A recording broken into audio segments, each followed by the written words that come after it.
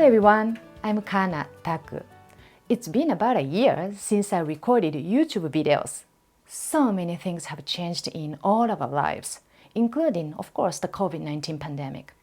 As of March 16th, 2020, everything in my life became virtual. For the first time, all my classes and lab meetings were 100% online. Even the in-person data collection and projects in my lab converted to a digital process. Ironically though, due to cancellation of trips and restricted social events, I had much more free time than before. So the main thing I've done for the past 10 months was write a book in Japanese that integrates all of my studies on PTG.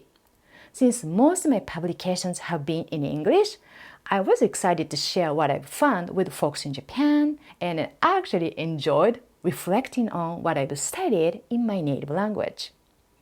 I'm finally done writing, and it's now at the publisher for proofreading. So yay! So that's that. And while writing the book, I came to the conclusion that when people experience a trauma, the rest of their lives will be PTG. There are no next steps. There is no PTG so what that needs to be answered. PTG becomes a compass that will guide the rest of their lives for people who experienced trauma. And that's the conclusion I reached after 20 years of research. Still, the question remains, why do people experience PTG by changing a positive way after trauma? We've already taken a cognitive approach to explain why, but what if we have overlooked a non-rational path after trauma? Trauma itself does not make much sense at all, so what are we trying to make sense and explain here? I need to remember the same outcome may have a different drive at its roots. I wonder what the differences are between people who believe in karmic traditions and those who do not.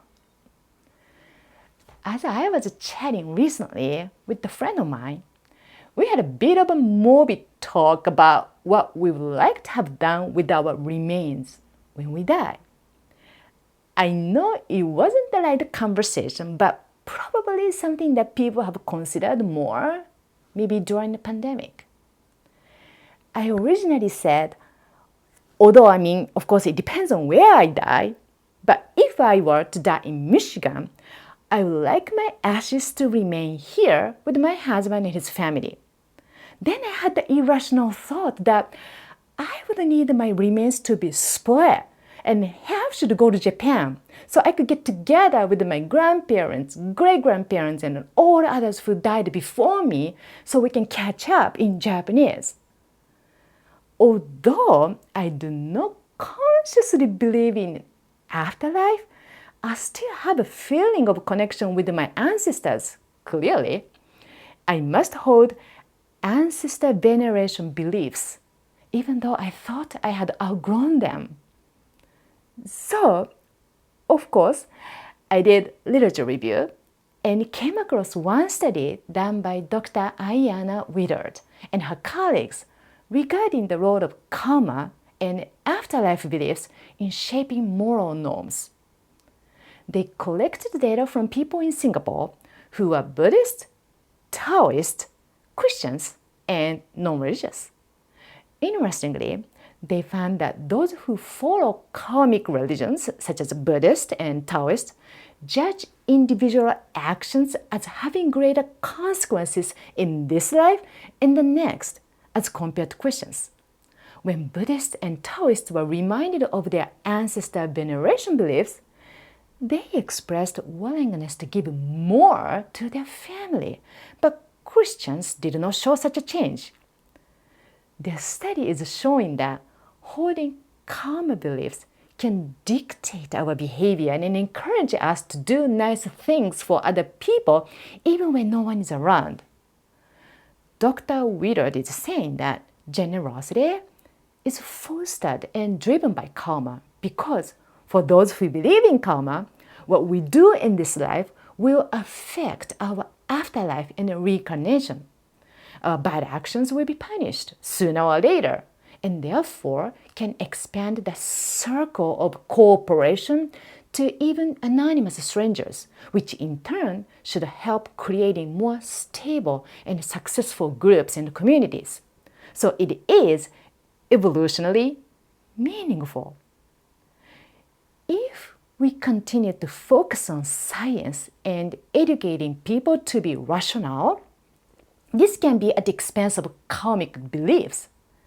Because so far, these irrational ideas of karma, ancestor veneration, and the idea of reincarnation have driven at least some of us to commit prosocial behaviors. The more scientific we become, the more likely we are to focus on immediate positive and negative consequences of our actions and try to get rid of nonsense. But if there are no short-term consequences, why even bother? There will be no long-term PTG needed. In the near future, we know humans live with AI way more than how we live now.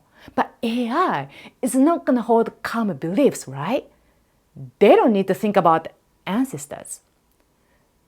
So with that idea that God is watching over you, or we say Otento-sama is watching you, especially when we're kids, this is the chance for karma believers to accumulate virtue. Not doing negative is not going to be enough. We need positive because at the end, karma holders believe everything should all balance out to zero. If we do something bad, that will come back to us, if not in this world, then in the afterlife for sure. So we are like Christian people may be forgiven right before they move into the afterlife, but no one will forgive us, so we better behave. Yeah, that's karma. So this all means that PTG may be diminished if we try to explain trauma scientifically and brush away these irrational beliefs, because there is no immediate benefit of experiencing PTG. So, here's my answer to the question I raised in the last episode 24 that I recorded about a year ago. I know nobody remembers this, but I do. At the time, I said, I'm not going to be pursuing any more studies to better predict PTG. I'm done. What's next? So my answer to that is, for the next round, I will study how we live with AI that's probably not going to hold irrational beliefs. And then I want to study the things that cannot be explained scientifically. Thanks for watching, and I will see you soon.